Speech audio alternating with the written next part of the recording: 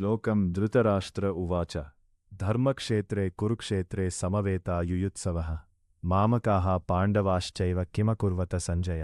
ఒక్క పాండవులు కౌరవులు ఇద్దరూ ఒకే వంశానికి చెందినవారైన ధృతరాష్ట్రుడు మామకాః నావారు అని తన కొడుకులను వేరుగా సంబోధించాడు. ఈ నీ అనే స్వార్థమే మహాభారత యుద్ధానికి ప్రధాన కారణం. ధర్మక్షేత్రమనే భయం, కురుక్షేత్రమనేది ధర్మం వెల్లివిరిసే పవిత్ర స్థలం. తన కొడుకులు అధర్మపక్షానున్నారని తెలిసిన ధృతరాష్ట్రుడు ఆ పుణ్యక్షేత్ర ప్రభావం వల్ల తన కొడుకుల మనసు మారి యుద్ధమాపేస్తారేమోనని, లేదా పాండవులకు ఆ క్షేత్రం విజయంను చేకూరుస్తుందేమోనని లోలోపల భయముండేది. సంజయుని దివ్యదృష్టి. ధృతరాష్ట్రుడు పుట్టుకతోనే క్రుడ్డివాడు.